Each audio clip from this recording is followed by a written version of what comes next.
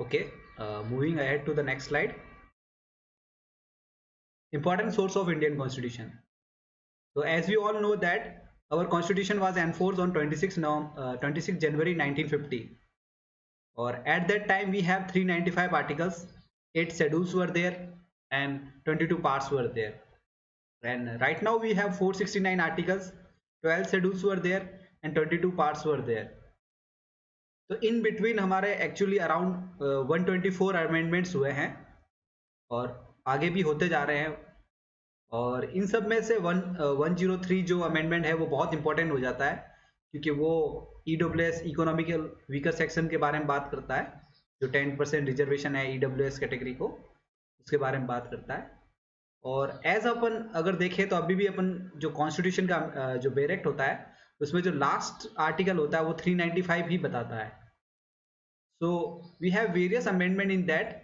और बिफोर हमारे पास जब हमारा कॉन्स्टिट्यूशन बन रहा था तो हमारे पास कोई एक्ट ऐसा था नहीं, तो हमने कुछ 11 सोर्सेज थे, 11 डिफरेंट कंट्रीज के सोर्सेज थे और 11 डिफरेंट एक्ट्स थे, उनसे हमने हमारा कॉन्स्टिट्यूशन बोरो करा, जहां से हमने छोटा छोटा सब चीज ली।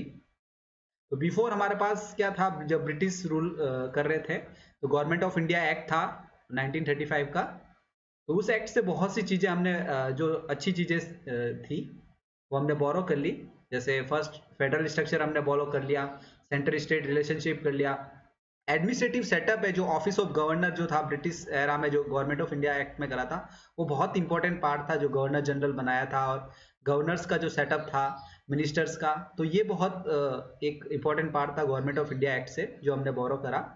और पब्लिक सर्विस कमीशन जो थे UPSC जो हम कराते थे कंडक्ट, वो भी एक गवर्नमेंट ऑफ इंडिया का एक्ट का बहुत अच्छा पार्ट था, तो ये भी हमने वहां से बोरो कर लिया। After that constitution of USA से हमने बोरो करे फंडामेंटल राइट्स। और जुडिशियल रिव्यू जो आगे आप देखेंगे कि जो केशवानंद भारती में या बेरूबरी केस में बहुत इंपॉर्टेंट हो चुका था। प्रियम्बल जो हम देखते हैं, जो बेसिक प्रिंसिपल बताती है किसी भी कंट्री के कॉन्स्टिट्यूशन की, एक ब्लूप्रिंट बताती है, एक मैप टाइप का जो है स्ट्रक्चर, एक नक्शा बताती है, तो वो USA से लिया हमने। Impeachment of president, removal of supreme court and high court जजेस, ये सब हमने जो इंपॉर्टेंट फीचर्स थे USA के कॉन्स्टिट्यूशन के, वो हमने वहां से लिया। UK से हमने पार्लियामेंट्री मॉडल लिया, कैबिनेट सिस्टम लिए, रिट जुडिस्डिक्शन लिए, जो 5 टाइप की रिट्स है, हेबिस कॉर्पस, मैंडेमस, प्रोहिबिटरी, क्वो वारंटो, जो रिट्स है हमने यहाँ से ली कॉन्स्टिट्यूशन ऑफ UK से। आयरलैंड से हमने बहुत इंपॉर्टेंट फीचर लिया, एक directive principle of state policies, how states will be govern. तो ये प्रिंसिपल्स मेंशन करते हैं कि कैसे स्टेट की पॉलिसीज होनी चाहिए, कैसे इलेक्ट करना चाहिए प्रेसिडेंट को, ये भी हमने आयरलैंड से लिया। कनाडा से हमने रेजिडरी पावर लिए। रेजिडरी पावर क्या होता है? रेजिडरी पावर वो पावर्स होती है जब सेंटर और स्टेट या और कोई पावर्स के बीच में कोई रिलेशनशिप नहीं मेंटेन होता है, तब सेंटर के पास पावर होता है कि वो रूल्स एंड रेगुलेशन बनाए। तो ये हमने कनाडा से लिया। ये बहुत बड़ा फीचर है कि सेंटर स्टेट के पास में एक रिलेशन मेंटेन होता है।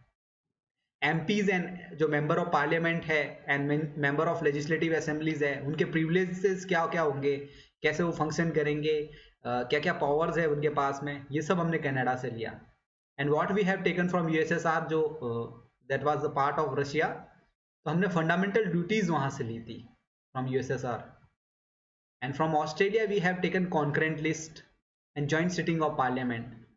Okay. And constitution of Germany से हमने लिया इमरजेंसी प्रोविजन। सो ड्यूरिंग कैसे यहाँ पे इमरजेंसी प्रोविजन लिया, कब जो फंडामेंटल राइट्स है कब सस्पेंड होंगे, वो सब प्रोविजंस हमने जर्मनी से लिए हैं। साउथ अफ्रीका से हमने लिया प्रोसीजर ऑफ कॉन्स्टिट्यूशनल अमेंडमेंट है। और 2 और कंट्रीज थे जिससे हमने इंपॉर्टेंट फीचर्स लिए। एक तो फ्रांस से है। फ्रांस से हमने लिबर्टी, इक्वलिटी, फर्टिनिटी और रिपब्लिक लिया। और जापान से हमने प्रेसिडेंशियल रूल लिया।